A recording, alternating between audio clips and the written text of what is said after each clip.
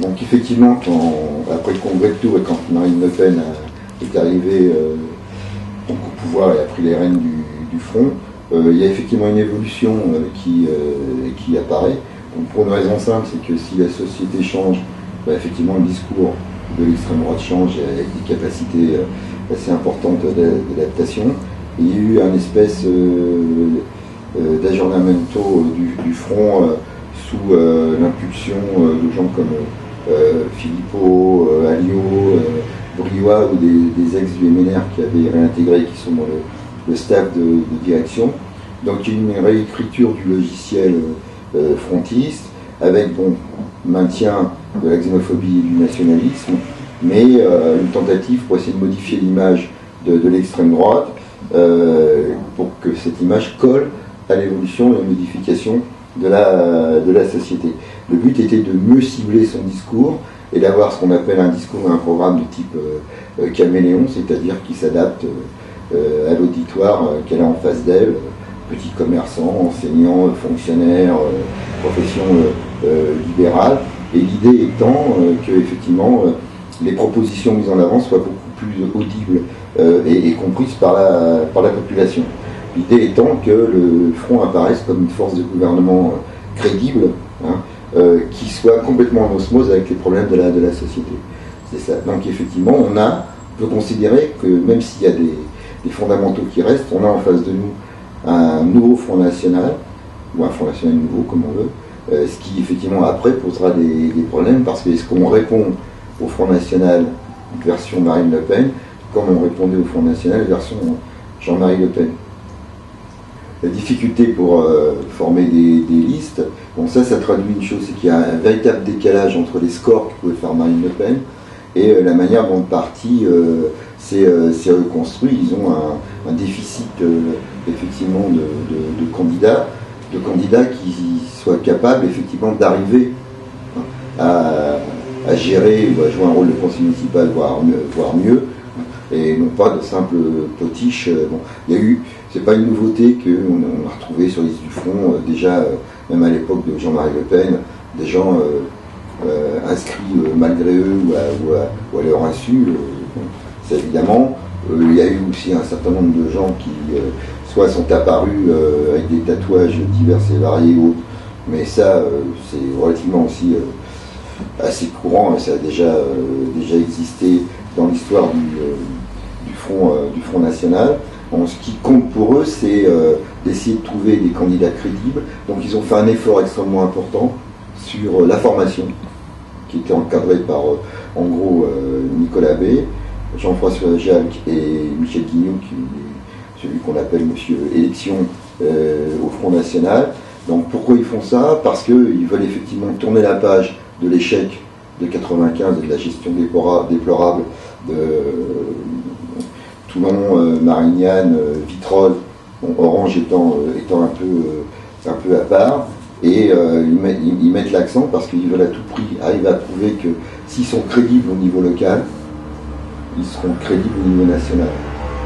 Donc pour eux, c'est un test extrêmement important à passer. Mais c'est vrai qu'il y a encore un déficit de candidature qui montre effectivement les problèmes du front. Par contre, ce qu'on peut noter, c'est qu'ils avaient à peu près un peu moins de 600 listes. Ils ont retrouvé à peu près le nombre de listes de 95. Et si on regarde au niveau des triangulaires, quadrangulaires et autres, il y a à peu près le même nombre de triangulaires et autres au deuxième tour. Pour 229 villes, il y en avait 226 en 1995. Et si on compare, 60 conseillers municipaux en 2008, là, ils tablent sur presque un millier. Donc, même s'ils ont un problème d'effectifs, ils jouent sur la crédibilité, et donc ils ont fait un effort pour former, entre autres, les têtes de liste. Et puis, effectivement, il y a eu une ouverture. On aura certainement l'occasion d'en reparler avec de nouveaux candidats, si on prend l'exemple d'Avignon, par exemple.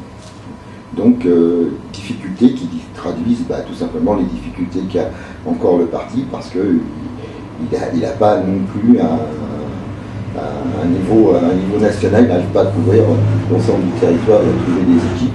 C'est flagrant en région parisienne, où dans le 93 par exemple, il y a eu très peu de listes, alors qu'auparavant, il y a eu des listes, y compris à une époque, il y avait 5 conseillers municipaux à Saint-Denis. Et là, ils sont absents du paysage politique. Alors, si on se penche sur une analyse du premier tour, on peut dégager un certain nombre d'éléments. Hein.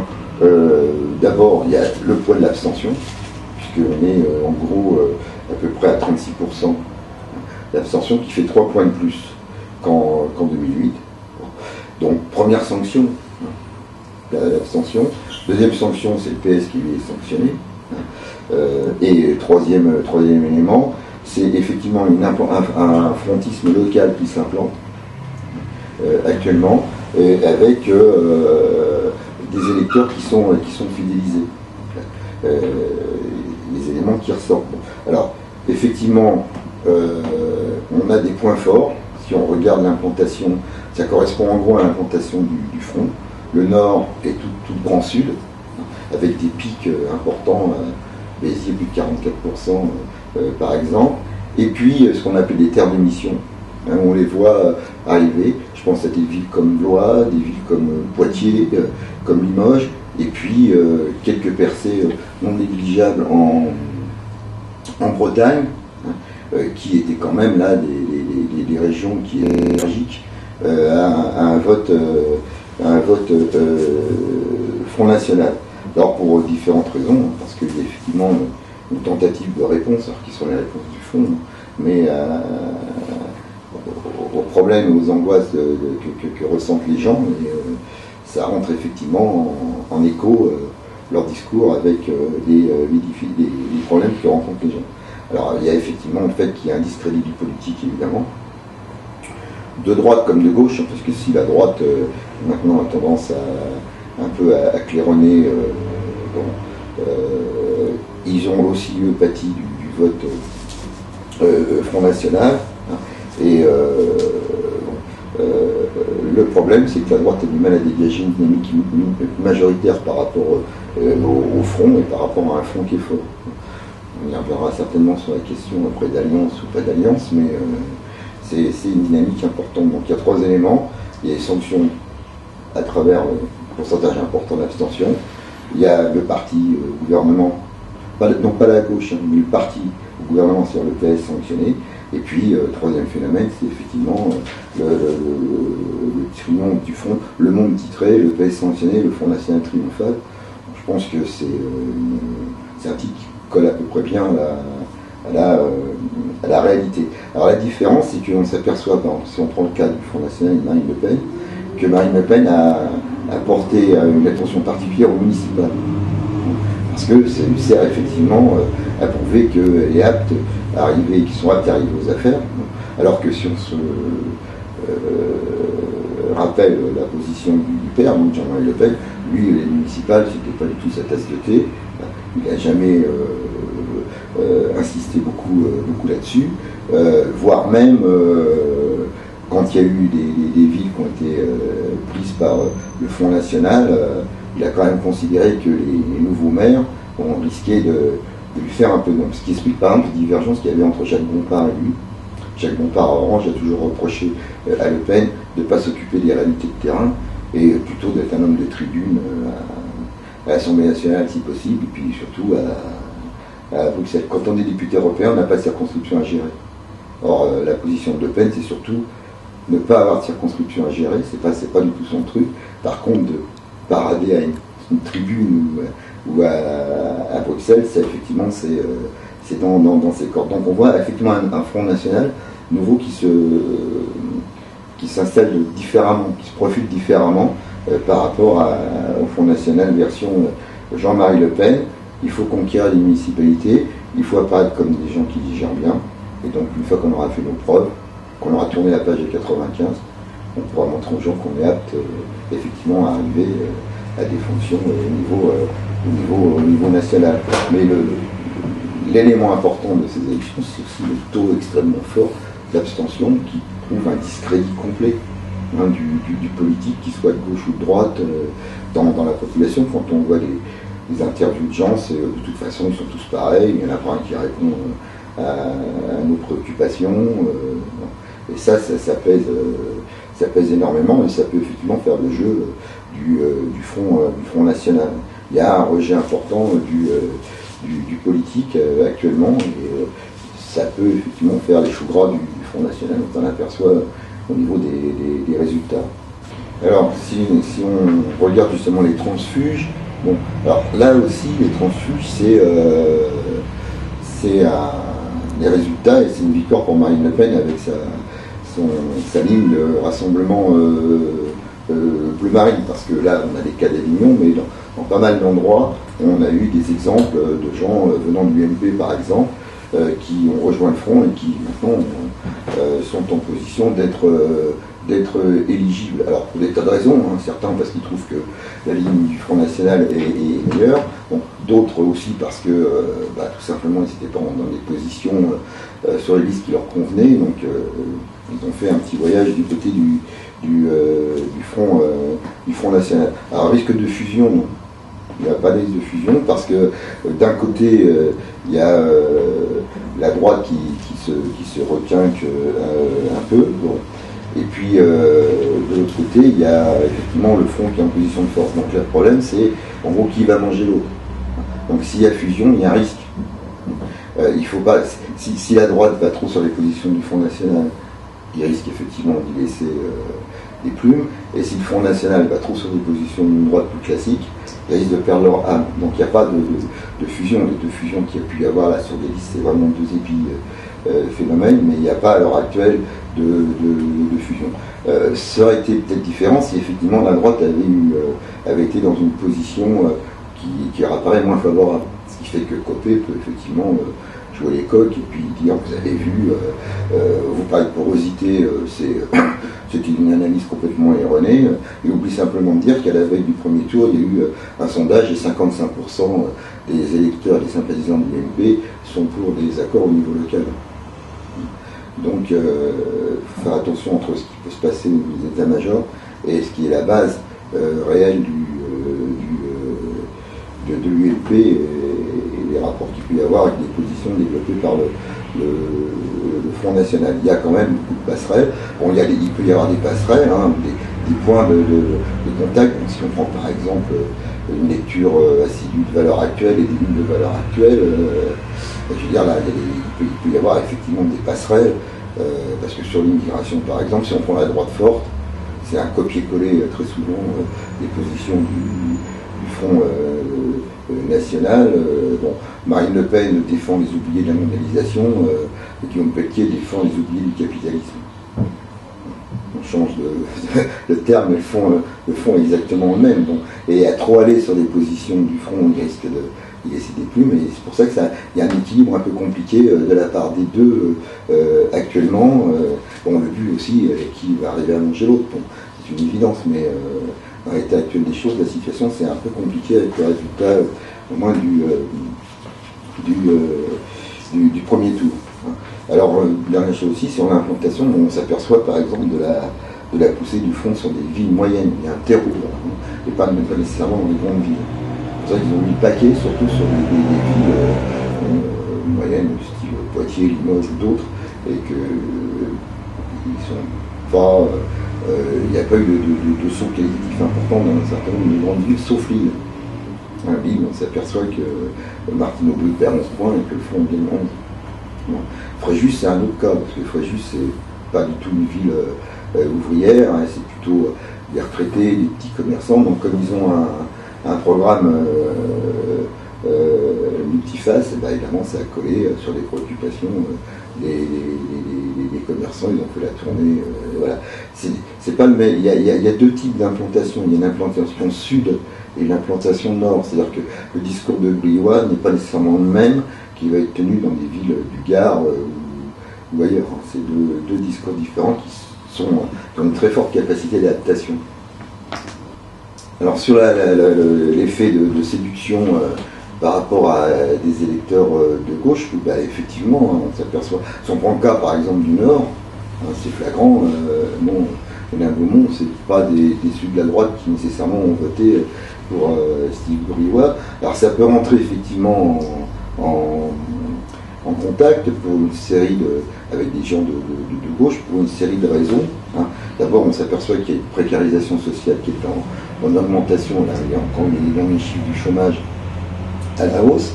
Il y a une perte de repères politiques dans les catégories les plus défavorisées. Il y a, du côté des classes moyennes, une peur de déclassement. Hein.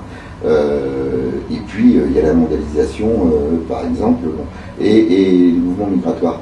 Et ça commence à porter des coups à la gauche, et ça peut permettre les angles d'attaque sur la mondialisation rentrent complètement en écho avec les préoccupations des salariés ou des gens qui traditionnellement pouvaient voter à gauche, y compris les questions d'identité nationale, qui peuvent trouver un écho du côté des électeurs de gauche. Donc effectivement, le discours qu'elle a,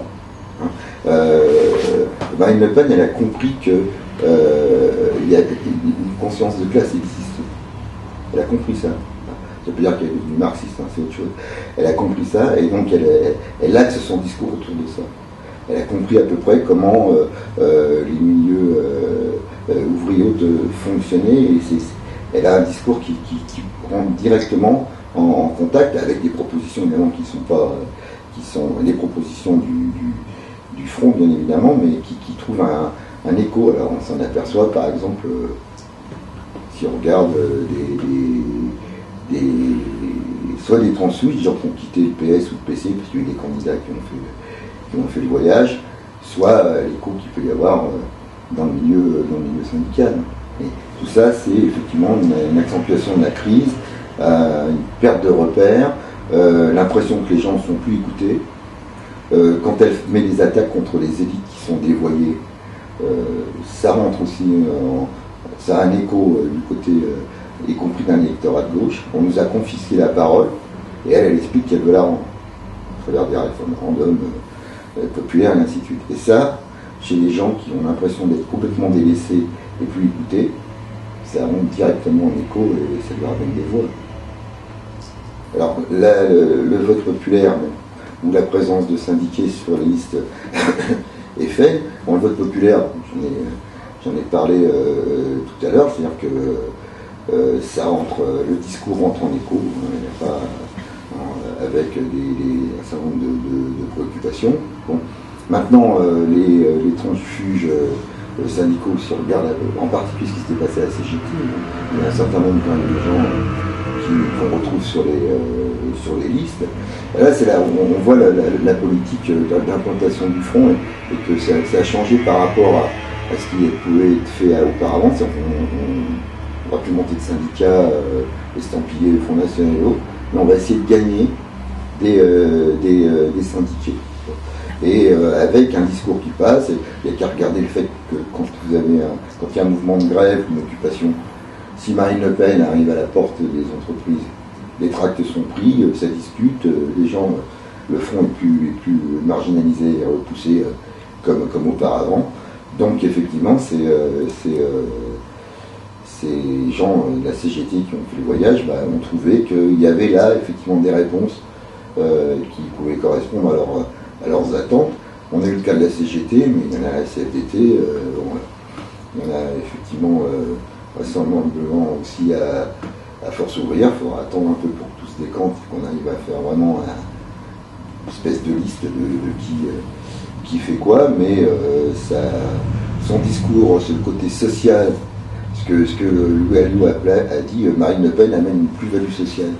Donc cette histoire de plus-value sociale, effectivement, il y a un écho dans la population et un écho chez certains syndicalistes. Alors cette question du front républicain, c'est au moins la réponse qui avait été proposée par, entre autres, le Parti socialiste. Bon, ça vole en éclat parce qu'y compris les électeurs ou les abstentionnistes du front républicain, on considère que c'est en gros une vieille recette qu'on ressort et qui a peut-être pu fonctionner à l'époque de Jean-Marie Le Pen, mais c'est y compris plus la position de la droite. Et c'est plus la position d'une partie, y compris certains électeurs de gauche. Donc moi je dirais que c'est un peu un emplâtre sur une jambe de bois, mais ça ne correspond plus du tout aux attentes des gens sur quelle réponse apporter au Front National. C'est-à-dire tous les partis politiques sont dans une situation compliquée. La gauche, ou le Parti Socialiste, c'est l'histoire de Front Républicain, et de l'autre côté, la droite, si on regarde Jean-François Copé. Jean-François Copé, il dit qu'il faut regagner des électeurs, il faut reprendre des électeurs au fond et les ramener sur quelle base? Il fait quoi? Il refait du Buisson plus soft, du Buisson plus hard. Le Front National a fidélisé un électorat. Il y aura peut-être un petit peu de déplacement là, mais il peut y avoir aussi une augmentation des scores. Et la droite n'a pas compris que cet électorat avait été fidélisé et que c'est pas un électorat qui nécessairement repartira en quantité importante de l'autre côté, c'est-à-dire vers la droite. Il y a strictement rien à voir. C'est plus du tout le cas de figure qu'on avait pu avoir il y a quelques années. C'est pas le même front, donc c'est pas nécessairement les mêmes réponses. C'est encore beaucoup plus compliqué qu'avant. Comment le faire reculer? Déjà, c'est comment d'abord essayer de le faire reculer. Après, on verra si c'est durablement ou pas. Bon. Alors, effectivement, si on regarde la situation actuelle, c'est un péplum modèle travaux d'Hercule, quoi. C'est-à-dire qu'il faut tout retricoter, parce qu'il n'y a plus rien, c'est le désert, en gros. Hein, et repartir, en gros, au niveau de l'an 1 ou niveau 0 de la lutte. Alors, comment on peut faire? Il faut effectivement d'abord des choses unitaires. Ça commence quand même au niveau syndical, on voit qu'il y a des certain nombre de choses qui se passent. Et puis il faut faire de la pédagogie, ce qui est très très très compliqué. C'est-à-dire qu'il faut reprendre argument par argument et essayer de montrer aux gens que effectivement les propositions ne tiennent pas la route. Le problème, c'est qu'il faut arriver à regagner l'écoute des gens. Et ça, alors là, personnellement, j'ai pas de réponse. Mais il faut, partout où on peut, essayer de faire des choses unitaires et beaucoup d'explications. Je pense que la pédagogie au poste de commande est importante, et puis surtout essayer de redonner la parole aux gens, parce qu'ils ont l'impression qu'on leur a confisqué la parole, et qu'en gros, il y a une élite qui est là, qui fait ses salades entre elles, et qu'eux ont été complètement dépossédés du politique, et les gens ont besoin du politique, et ont besoin d'avoir des créneaux dans lesquels ils peuvent s'exprimer. Tant qu'il n'y aura pas ça ne fonctionnera pas. Il y a vraiment une crise de la démocratie, et qui est une crise aussi à la 5e aux institutions. Et donc tant que tout ça va baigner, ça sera extrêmement compliqué. Il n'y a pas uniquement une relance économique, il n'y aura pas un effet mécanique, s'il y en a une, ça fait baisser le Front National.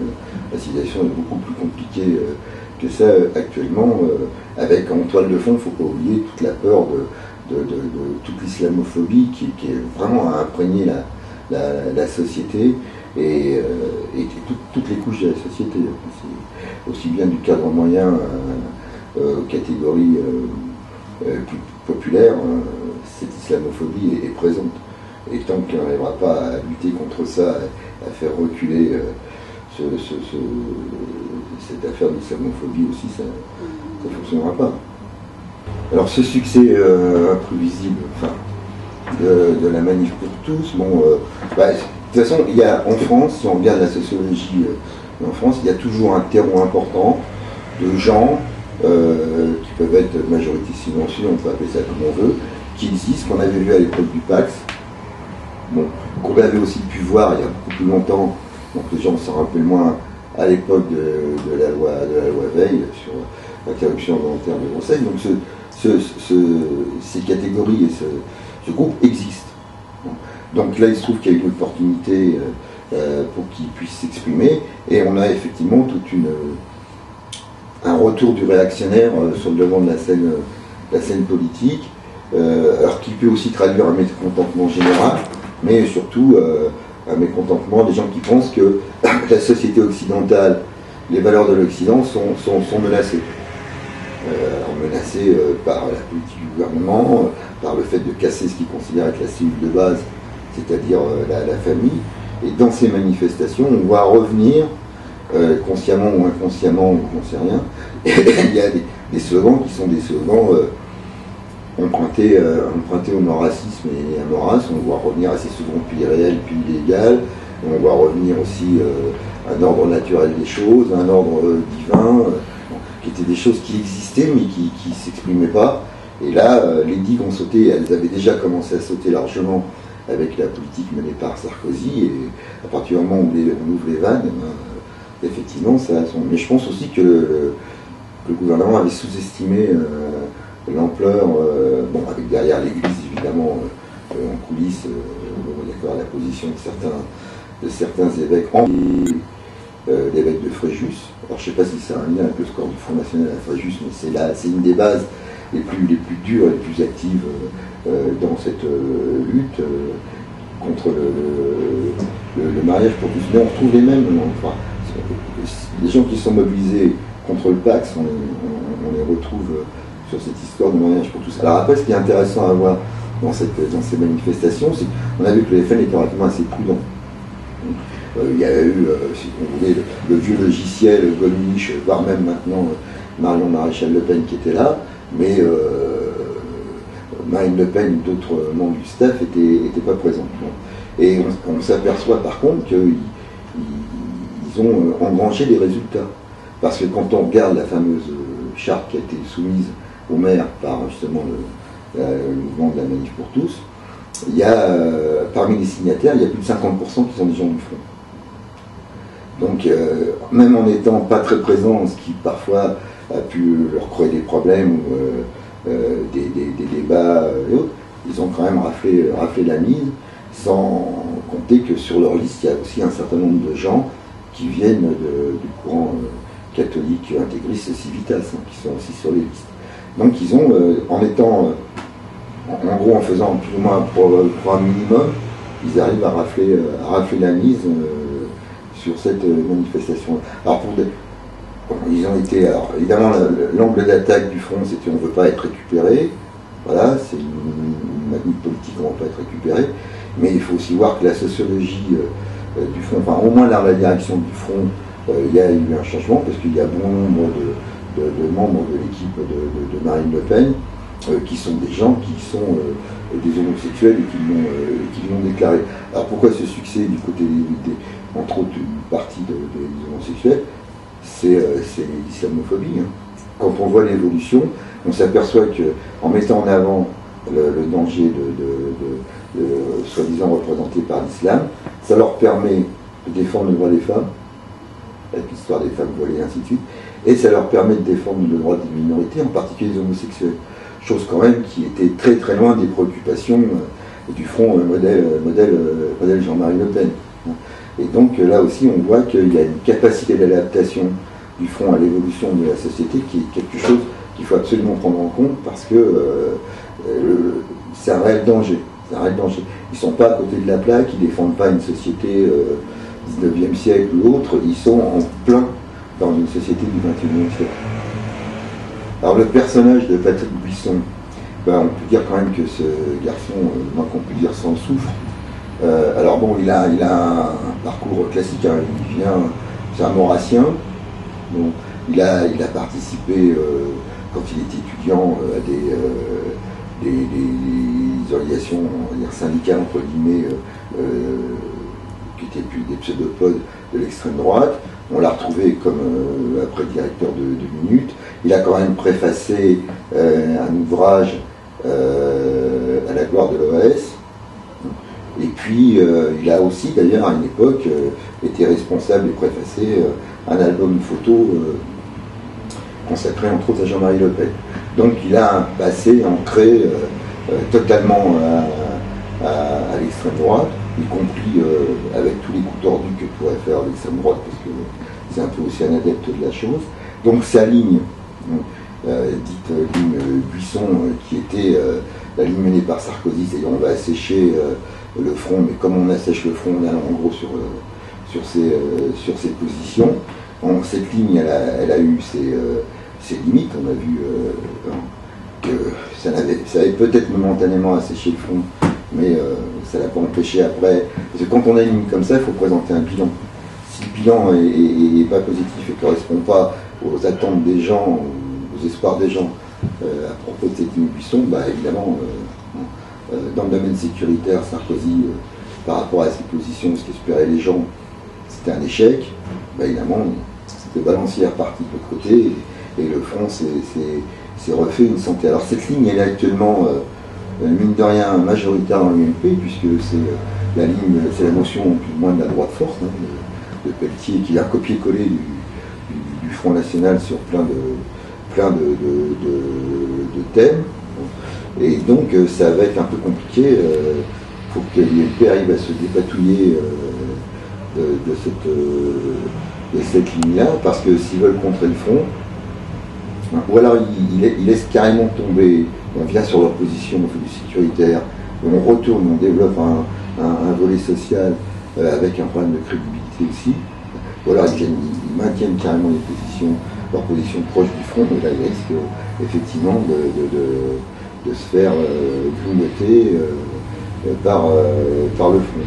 Donc le problème de l'UMP, c'est qu'un, il n'y a pas de leadership, et deux, il n'y a pas de ligne. C'est le problème de la droite, il n'y a pas de ligne. Donc effectivement, qu'est-ce qu'on fait? On fait du bricolage, et puis on peut faire un coup du buisson, un coup du pas buisson, mais tant qu'il n'y aura pas une ligne, évidemment, de droite, mais qui apparaît claire, plus la querelle des chefs et ainsi de suite, qui fait qu'il n'y a pas de pilote dans l'avion.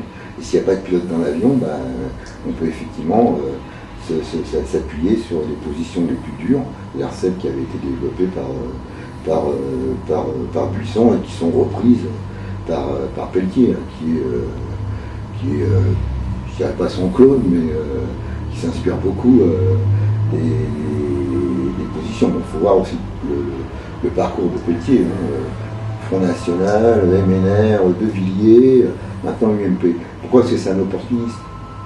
Il n'a pas eu les places qu'il espérait dans l'ensemble de ces mouvements-là, donc il est allé. Après, puis il a compris que si vous voulez faire un pareil, il fallait servir la soupe à Sarkozy, et c'est ce qu'il a fait, c'est la motion qui est majoritaire actuellement au sein de l'UMP. Alors, effectivement, on est trois. On avait donc écrit en 2011 ce livre sur Dieudonné, donc La Galaxie des Dés, pour en finir avec les impostures, livre qui à l'époque était passé complètement inaperçu, et même des gens nous avaient pris pour des uluberlus, quoi. Pourquoi écrire un livre sur Dieudonné? Nous on avait écrit ce livre parce que on voulait éclaircir et mettre un coup d'arrêt à l'amalgame antisioniste, antisémite. Ça avait été un exemple d'attaque. Bon, il se trouve que ce livre a bien malgré lui connu un succès avec cette histoire de la quenelle. Alors la quenelle, en gros, même si il y avait eu de temps en temps des gestes de la quenelle, bon, elle apparaît en gros, pour moi officiellement vers 2009 avec des affiches, c'est là que vraiment on la voit. Donc Dieudonné, lui, qu'est-ce qu'il dit? Il dit que c'est un geste anti-système. C'est un nouveau modèle du bras d'honneur, en gros pour lui, sauf que quand il faut analyser ce que Dieudonné entend par le système. Donc comme le système, pour Dieudonné, est entre les mains du lobby sioniste, pour ne pas dire juif, parce que comme ça lui évite des procès, et bien effectivement c'est un acte qui est fondamentalement, non pas anti-sioniste, mais antisémite. Avec des difficultés, parce qu'il y a toute une série de gens qui ont considéré que c'était de faire un petit pied de nez au système et au pouvoir, donc qui utilisent ce geste. Mais le vrai fond, c'est effectivement, c'est un geste politique. Dieudonné dit, quand moi je fais un spectacle et à partir du moment où je monte sur une tribune ou sur une scène, je fais de la politique. Donc son geste est politique, et qu'il le veuille ou non, c'est un geste antisémite, puisqu'il suffit de voir son analyse du système. Le système étant entre les mains de ce qu'il appelle d'une manière élégante les pensionnistes, et bien effectivement, il peut prendre le problème comme il veut. C'est l'antisémitisme à l'état pur. Les positions de Dieudonné, c'est en gros un remake du protocole des protocoles du Sage de Sion. Toute une série de thématiques mis en avant par lui. Alors effectivement, après, c'est repris par des jeunes, mais pas uniquement, puisque le problème c'est que il y a eu y compris des gros problèmes à la CGT Air France, bon, avec y compris des explications qui avaient été données par les gens qui avaient fait cette quenelle, qui en gros, pour eux, c'était pas un geste, ils sont en accord avec les positions de Dieudonné, ce qui pose là aussi un gros problème. Donc effectivement, le mouvement syndical a à la fois un souci avec le fond et à la fois un souci avec des positions de Dieudonné ou des positions de Soral qui ne tiennent pas la route, parce que c'est la lutte, on s'aperçoit que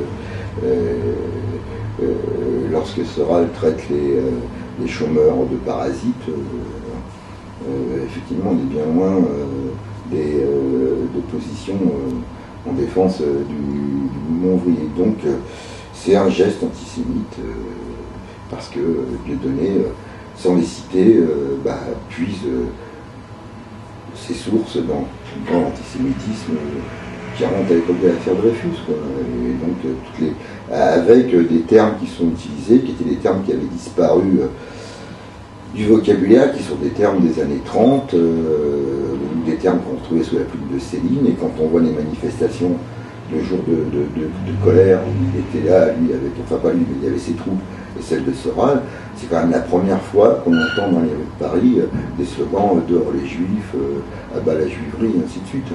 Donc c'est un réel danger, et effectivement ça prend.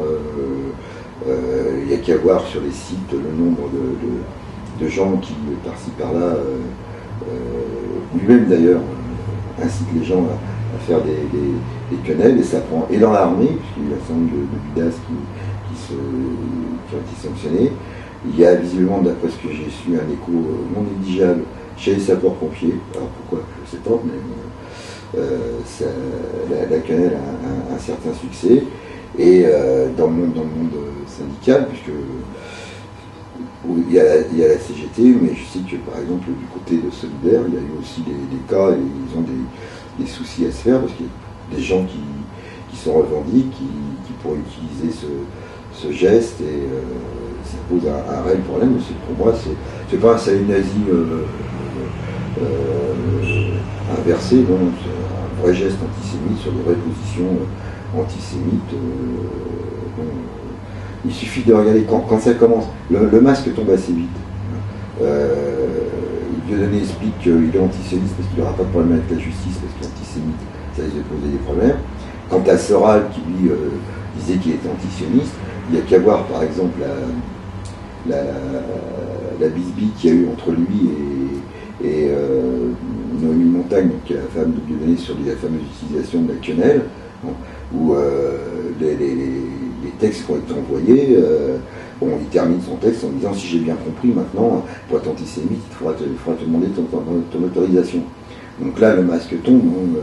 Alors celui qui s'est fait piéger, c'est effectivement ce viticulteur qui lui a donné à acheter une partie de sa récolte, et il lui a dit: vous inquiétez pas, je vous fournis les étiquettes. Et il s'est retrouvé avec des bouteilles et avec la quenelle commercialisée d'ailleurs par une société dans laquelle on retrouve le numéro 1 du renouveau français comme un actionnaire principal de cette société. Donc là, on voit que le monde est petit et que tout s'enchevêtre. Donc moi, c'est pas un pied de nos systèmes, c'est un acte antisémite, et puis il doit être traité comme un acte antisémite. Et voilà, quoi.